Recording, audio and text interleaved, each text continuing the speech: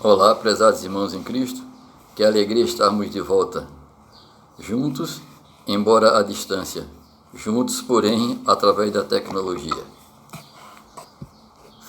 Estamos estudando o tema Perseverança na Sã Doutrina.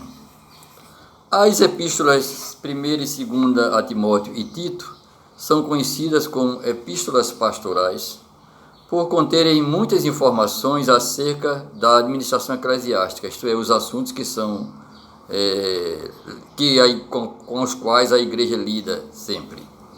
Ao que parece, Timóteo teria encontrado alguma dificuldade em se fazer respeitar, como vemos em 1 Timóteo capítulo 4, versículo 12.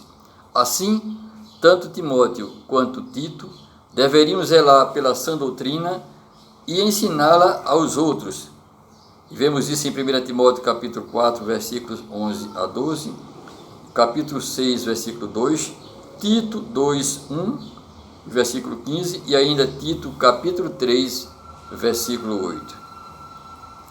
Hoje estaremos falando sobre o capítulo 3 da segunda epístola de Paulo a Timóteo, que se constitui uma advertência quanto às coisas que ocorrerão nos últimos dias. Esses últimos dias aí se referem ao período que compreende o início do ministério de Cristo e que termina com o seu retorno, a sua volta gloriosa.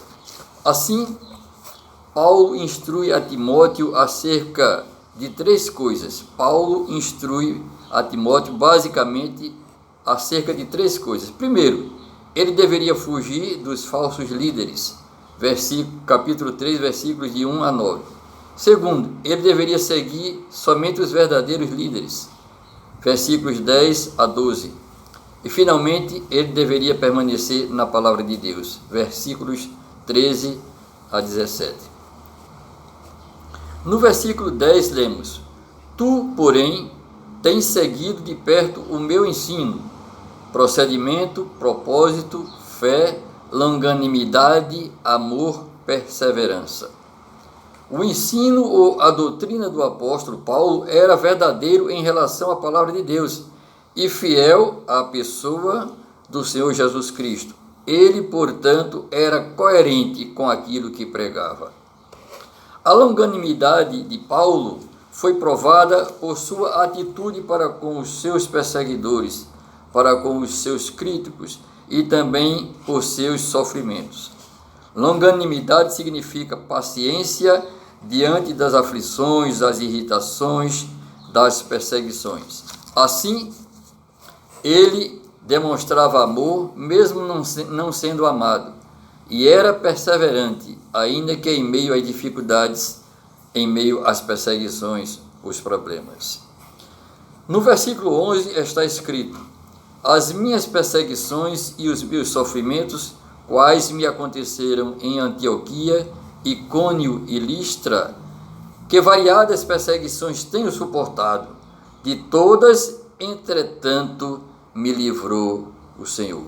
O apóstolo está lembrando, trazendo à memória as dificuldades, os problemas, as perseguições que ele sofrera nessas cidades, Antioquia, Icônio e Listra, mas de todas elas o Senhor Deus o havia livrado. Algumas das perseguições e aflições, o sofrimento de Paulo estão descritos em 2 Coríntios capítulo 11, 23 a 28. Isto é, Paulo, durante todo o seu ministério, sofreu muitas perseguições, como nós sabemos. E muitas delas estão registradas em 2 Coríntios capítulo 11, de 23 a 28. Mas aqui, neste texto, ele está se referindo particularmente às perseguições e aos sofrimentos que Timóteo havia presenciado. Assim, o apóstolo reconhece que a mão do Senhor foi com ele, fazendo-o superar todas as dificuldades que enfrentou nessas cidades já mencionadas, Antioquia, Icônio e Listra.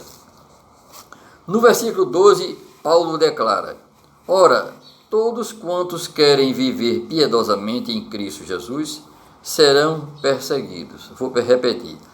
Ora, todos quantos querem viver piedosamente em Cristo Jesus serão perseguidos. Isto é, aquelas pessoas que naturalmente procuram se santificar cada vez mais. Eles serão perseguidos. A perseguição faz parte, portanto, meus amados irmãos, da vida cristã. A perseguição faz parte da vida cristã, pois uma vida de santidade e submissão a Cristo incomoda e expõe a maldade de outros. Assim, em vez dessas pessoas para as quais Paulo estava pregando e exortando, em vez dessas pessoas se arrependerem e buscarem a Cristo Jesus e transformarem e terem as suas vidas transformadas, essas pessoas procuravam desqualificar o apóstolo e desqualificar os cristãos de modo geral. No versículo 13, lemos: mas os homens perversos e impostores irão de mal a pior, enganando e sendo enganados.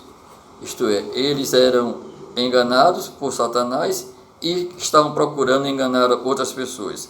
Os homens perversos e os enganadores se tornarão cada vez piores, porque eles já são enganados pelo diabo, e eles não queriam ficar sozinhos, querem também arrebanhar outros para o seu grupo. E o cristão só poderá discernir entre o verdadeiro e o falso, por meio da palavra de Deus. No versículo 14 está escrito: tu, porém, permanece naquilo que aprendeste, e de que foste inteirado, sabendo de quem o aprendeste. Prevendo que algumas pessoas poderiam afirmar que os ensinamentos recebidos por Timóteo fossem antiquados ou de pouco conteúdo cultural e intelectual, Paulo exorta-o a permanecer firme nos ensinamentos da palavra de Deus. Portanto, Timóteo, não deveria trocar a verdade pelas teorias e especulações humanas.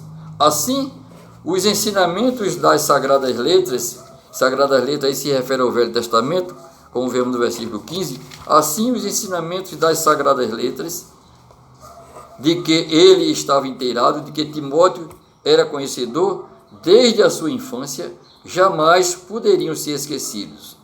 Os ensinamentos que ele aprendeu das Sagradas Letras, que é a palavra de Deus, e que ele estava inteirado desde a sua infância, jamais deveriam ser e poderiam ser esquecidos.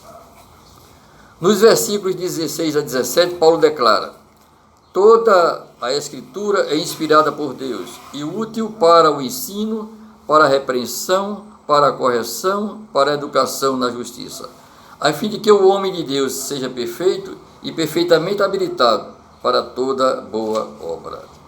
É inconcebível, meus amados irmãos, que Deus desse a seu povo um livro que não inspirasse confiança, isto é, que a Bíblia não inspirasse confiança, porquanto ele, Deus, é fiel. Ele é Deus da verdade, ele é a verdade. Deuteronômio capítulo 32, versículo 4, e Evangelho de João capítulo 14, versículo 6, João capítulo 14, versículo 7, capítulo 16, versículo 13, e ainda Evangelho de João, capítulo 17, versículo 17. A expressão toda a Escritura se refere ao Velho Testamento todo e partes do Novo Testamento já existentes naquela época. Por exemplo, em 1 Timóteo capítulo 5, versículo 18, nós lemos: não amordasses o boi quando pisa o trigo. Esta expressão, não amordasses o boi quando pisa o trigo, é uma citação de Deuteronômio capítulo 25, versículo 4. E ainda no mesmo versículo 18 do capítulo 5 da primeira epístola a Timóteo, diz a segunda parte, diz: o trabalhador é digno do seu salário. Esta parte aqui está se referindo aos pastores, aos pregadores que deveriam receber o seu salário. Então, essa segunda parte de o trabalhador é digno do seu salário é uma citação de Lucas capítulo 10, versículo 7. Assim, os dois testamentos se completam. O Velho faz referência ao Novo e o Novo faz referência ao Velho Testamento. Ainda na segunda epístola do apóstolo Pedro, no capítulo 3, versículos 15 a 16, Pedro fala das epístolas de Paulo como sendo escrituras. Em sua segunda epístola, capítulo 3, versículos 15 a 16, Pedro faz referência às epístolas de Paulo como sendo também escritura, isto é, como fazendo parte integral da Bíblia Sagrada. Portanto, um livro do Novo Testamento, fazendo referência a outro livro também do Novo Testamento. Meus amados irmãos, quanto melhor conhecermos a palavra de Deus, mais capazes seremos de viver e de trabalhar para Ele. Quanto melhor conhecermos a palavra de Deus, a Bíblia Sagrada, mais capazes seremos de viver e trabalhar para Ele.